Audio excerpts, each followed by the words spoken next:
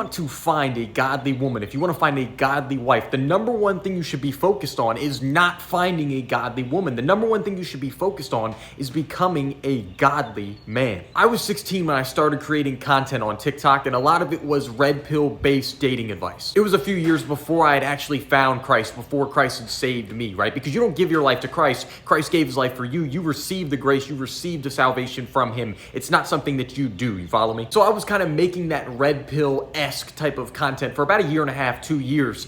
And there was something that I always noticed, and it's the same thing I noticed with the Christian followers that I have now, the young masculine men. They're on Christ-focused self-improvement, but they want to find a good woman, a godly woman, a beautiful feminine wife. It's the same issue that I've noticed. It's something you would only notice if you're a content creator, but when I would post this content before I got saved, right, the red pill type stuff, when you would talk about content, you would make videos about leveling yourself up, whether it was financially or physically or becoming more attractive, whatever it actually was in the video, mentally becoming stronger, those videos always got about a fifth of the views that dating videos did. The moment you started talking about green flags or red flags or how to tell if she was a hoe or anything like this, how to approach women, then you were getting millions of views. I would get millions of views from those videos. But then when you would talk about the stuff that applies to you working on yourself, to you developing yourself, to you becoming better, for some reason, that stuff always got less views. I've noticed that it's the same exact way in the Christian space when you talk about dating advice and Christ-focused self-improvement, right? Christ-focused self-improvement is what I teach. And sure, I get videos that do really well on Instagram and TikTok, sure. But nothing really does quite as well as the dating videos. Because I think, just to tie this back in with like a Bible principle and stuff, I think a lot of people want the fruit, but they don't think about the seeds that they are planting to obtain that fruit. I think the way that you speak, I think the way that you carry yourself, I think the way you go about your life, the way you build your life, the way you're submitted to Christ, all of it will play a part and all of it will contribute to the type of partner that you eventually attract, man or woman. The only reason, and I'm going to title this video the same type of way, the only reason I'll title so many different videos about like attracting a godly woman, a beautiful feminine wife, whatever it is, the only reason I do that is because I know it's going to get more views. I think ultimately, and look, you don't have to take any of my advice, by the way. Like, I'm not married, so you could just write this off and say that I'm 100% wrong, but this just makes sense. I think the number one principle if you want to have a good relationship is planting the right seeds in you first, developing and becoming a godly man first. Those are the things that you need to watch. Those are the things that you need to develop. If you watch more dating videos, if you watch more red pill, I don't know why you're Christian and watching red pill dating videos. That's insane. For every like dating video that you watch, you should watch like 10 videos about spiritual development or fitness or making more money and developing yourself and submitting yourself to Christ, because that's how you're going to find a woman that is also God-fearing. Inside my paid community, the King's Room, and then also in my free community, the King's Chat, I'll always see people write posts about whether or not they should be dating, whether or not they should be approaching women. And a lot of times they have this pessimistic view on it. Like, how am I going to find a godly woman? I live in blank area. You know, there's no women around here. There's no good women. They're all ran through, whatever they say. By the way, the community is the top link in the description if you want to go join. It's 100% free. Something I've always noticed though, are the people that ask the most dating questions inside the chats or DM me on Instagram over the years, whatever.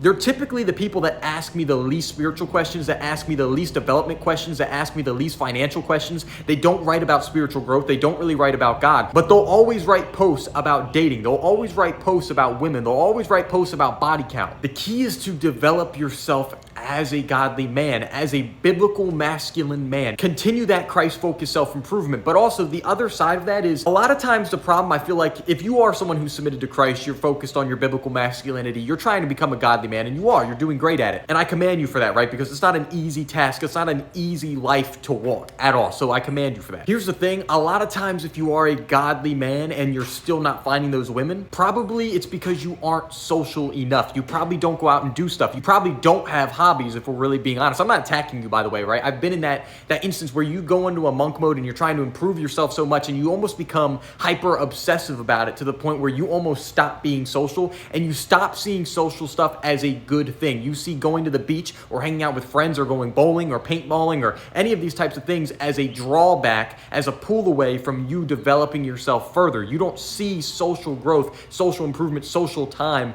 as actually improving you when it is. It's interesting too, because I've seen it enough now with a bunch of young men. You're trying to not lust over women, right? And unironically, you actually over-sexualize the dynamic between you and every woman, because now you refuse to have female friends. Now you refuse to have a friend group that's mixed of guys and girls. You don't even realize that there's an area of your life where you can have women in your life that you don't try and date, that you don't try and do anything with. They're just strictly friends. And what will start to happen is the more you grow socially, the more you just talk with more men, you talk with more women, and you don't have any intentions behind it, no end goal in mind. You're just pure about it. Like, you just go just to have fun, just to have experiences. When you don't read into it that much about, oh, I need to find a godly wife, right? That's what you're looking for, and you don't talk to any other women. One, that makes you socially awkward, but brother, the more you just get social and the more you just go out and have a life and hobbies, and I'm not attacking you, I'm just being real with you, like, don't get so caught up on your self-improvement journey and developing yourself. And believe me, I encourage all of that. You should go hard on all that.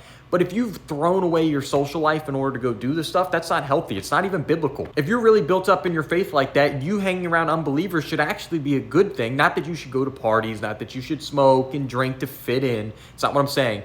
But realistically, you should be able to hang around them, no problem. And then you should also be able to minister to them. You should also be able to reflect Christ so much that then they're naturally curious about how good you are. And then you can tell them about Christ, the one who really is good. And truthfully, as you become a more and more godly man, you are building yourself, but you also go out and have a social life and go do fun things, you will meet people. You will meet high quality women. You will meet women that you love to be around.